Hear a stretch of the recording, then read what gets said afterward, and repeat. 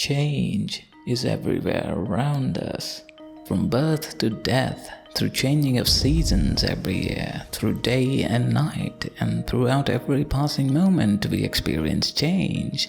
It's in every aspect of our lives. The Buddhists have their own word for it, and they call it anicca or impermanence. It's a doctrine which acknowledges this integral nature of change and considers it to be the first mark of existence. Houseki no Kuni tries to showcase this doctrine by approaching it from the opposite end. It puts the idea of permanence at the core of each of its characters, throws in some fantastic world building, adds a few layers of humor, and then slowly starts chipping away at it to reveal the true nature of things. The show is set up sometime in the distant future where the Earth was visited by 6 meteors, each shattering and deforming it while respectively creating a moon, until the landscape was reduced to a single beach surrounded by the ocean with 6 moons in the sky. The creatures who once roamed the earth were too slow to escape and were swallowed up by the ocean. There they sank to the bottom and were eaten up by the microorganisms who broke them down into inanimate objects.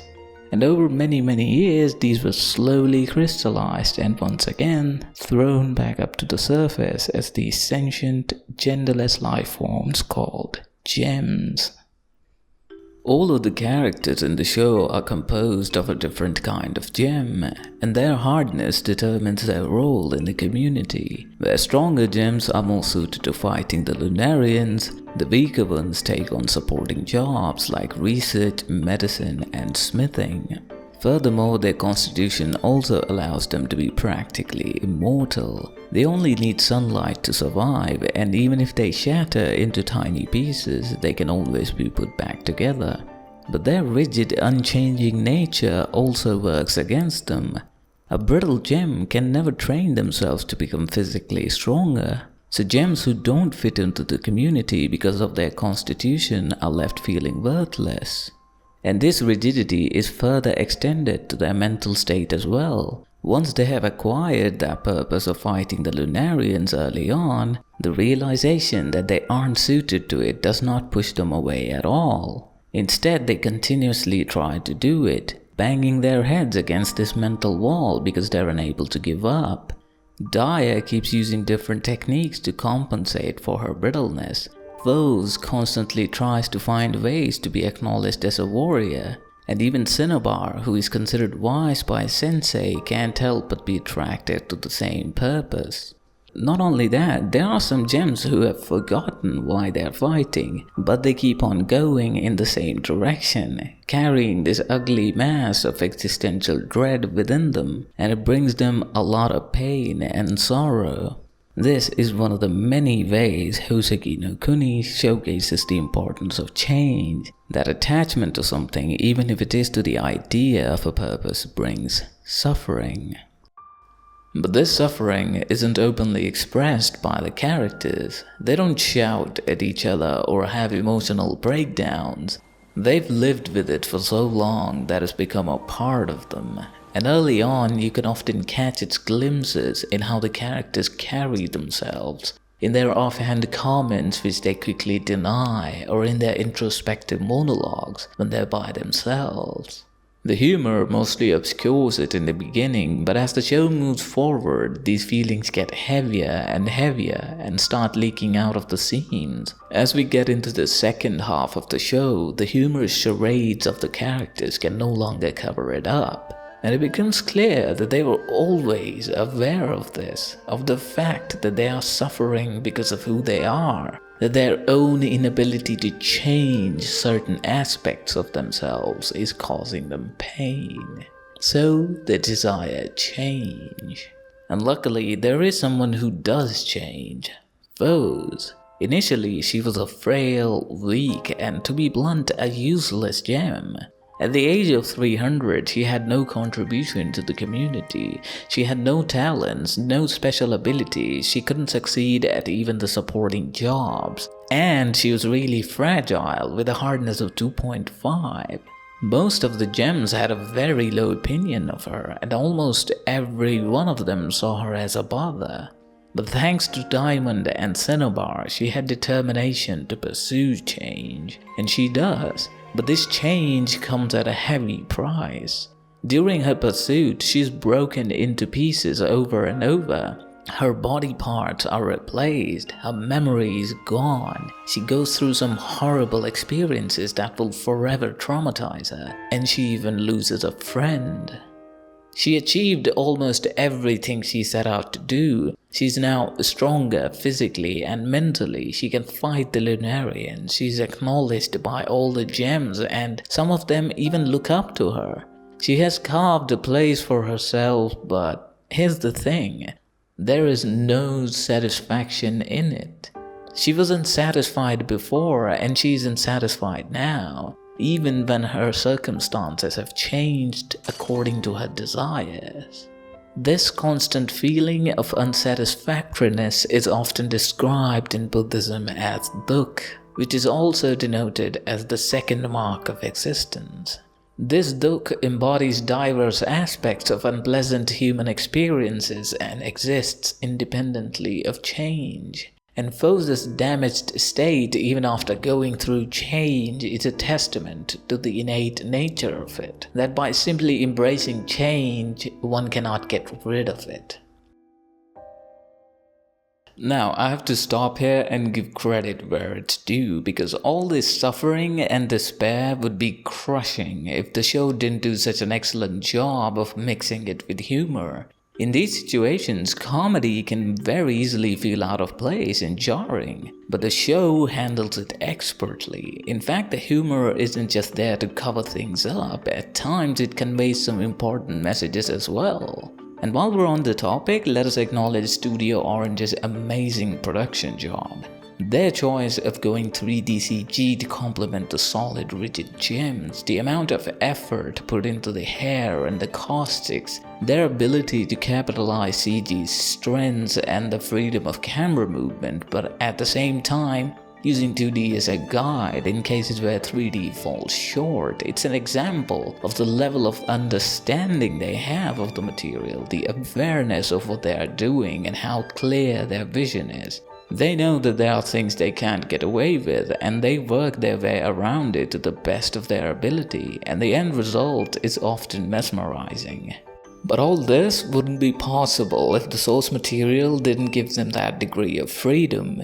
If you take a look at the manga for Houseki no Kuni, you'll immediately realize that it doesn't pride itself over in its level of intricate detail in art style. Instead, it's more about using the contrast between black and white, often using the empty space to enhance or to put forth a perspective on the current situation. This venture translates well into the animated medium because it means that the director can freely put his own ideas into the narrative.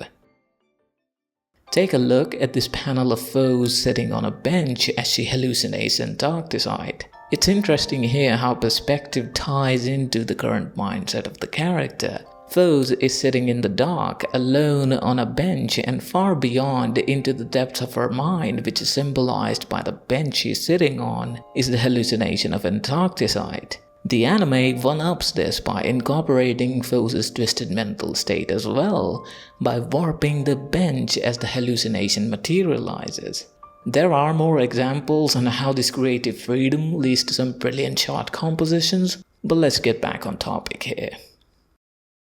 So, we've talked about two marks of existence so far, impermanence and unsatisfactoriness. The last one on the list is anatta, also known as the doctrine of non-self. It states that there is no unchanging, permanent self, soul, or an essence inside living beings. Now, this is where things get a little confusing and hazy because of the language, and also because there is some dispute between different Buddhist schools on this doctrine, but I will try my best to put it as simply as I can. First and foremost, I want to make it clear that Buddhism does not directly deny the existence of a self, because in order to make a denial, you'll have to first assume that it exists. So the concept of non-self is usually used as an implicit premise.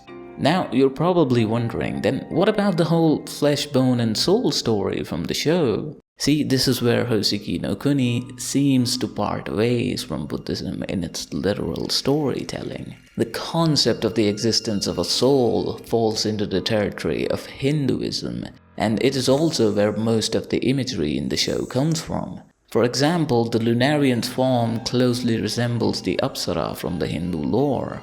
They are spirits of cloud and water who are often depicted in Buddhism as beautiful figures sitting on a cloud in a graceful pose, singing, sometimes holding an instrument in hand, playing music and scattering flowers to give praise to the gods as they float around. There's also a recurring theme in the Hindu epic Mahabharata where an Apsara is sent to distract a sage from his ascetic practices or meditation. The show uses a number of mythological elements like this in its narrative, but if we are looking for an implied meaning for the doctrine of non-self, then we need to look no further than our main protagonist. Phos's damaged state can be broadly attributed to her inability to understand and accept the other two characteristics, of impermanence and of the lack of a permanent self. The reason why she isn't satisfied even after changing so much is because with every change, her desires are transformed as well. So by the time she achieves them, she no longer wants them. Hence the cycle continues of constantly being reborn, of chasing after desires and of suffering. Buddhism states that the way out of this perpetual cycle is through the right understanding of these characteristics. And there's a hint of that understanding in Diamond's fight with the Asura Lunarian in episode 10. This is where she breaks out of her self-imposed shackles of pride and expectations. She breaks down into pieces, embraces her brittle nature which she previously despised, and uses it to cut through those illusions. It's interesting how this change in perspective is portrayed at the end, where her eyes are chipped off of her face. Now, having a broader perspective is just the first step towards the right understanding of these concepts. Buddhism speaks of a noble eightfold path which leads to liberation from suffering, but for the purposes of this video, I will stop here and instead leave you with the Zen koan, which beautifully gives an insight into what this understanding is. On one windy afternoon, a flag was flapping in a monastery's courtyard, and two monks were arguing with each other over whether it was the wind moving the flag or it was the flag moving with the wind. A Zen master was walking by and he overheard the conversation. He walked over and said, "It is neither, it's the mind that moves." Hosheki no Kuni is a wonderful show, and this video was just one of many perspectives on it, and I hope you guys enjoyed it. This is the Eurozoya, and I am House. Thank you for watching.